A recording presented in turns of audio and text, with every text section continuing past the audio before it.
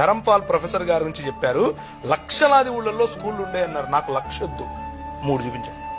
Data ఉంది. Next 3 లక్షొద్దు sir, 3 statement ఇచ్చినప్పుడు 3 అన్నది చూపించాలి కదా సార్. క్రీస్తు శకంలో కూడా 1500 చిల్లర తర్వాత స్కూల్స్ వచ్చాయి. అవన్నీ కూడా క్రైస్తవ మిషనరీలే పెట్టారు.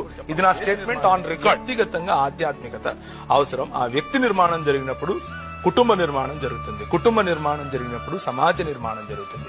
సమాజ నిర్మాణం జరిగినప్పుడే దేశ నిర్మాణం జరుగుతుంది. ఈ విషయమే చదువుకున్న వాళ్ళకు అర్థం చేసుకున్నారు. కనుకనే ఒక తల్లి ఒక యూనివర్సిటీతో సమానం, చదువుకున్న తల్లి అని చెప్పగలిగారు. ఒక వ్యక్తిని వ్యక్తిగా చూడటం, ఒక వ్యక్తిని గౌరవించగలగటం, ఒక వ్యక్తిని దేవుని స్వరూపంలో ఉన్నవాడు అని నేర్పించింది నాకు నా ధర్మం, అని నేర్పించింది నాకు నా మతం.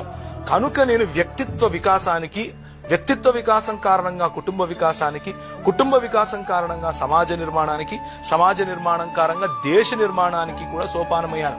అందుకనే నా సమాజం చదువు నేర్పింది. అందుకనే నా సమాజం దాన్ని ఏమంటారు, సోషల్ వెల్ఫేర్ యాక్టివిటీస్ చేసింది. అందుకనే నా సమాజం విశ్వవిద్యాలయాలకు నిర్మించింది. అందుకనే నా సమాజం ఆసుపత్రులు నిర్మించింది. అందుకనే నా సమాజం పొరుగువాడిని నాలాగా ప్రేమించమని చెప్పి నేర్పించింది.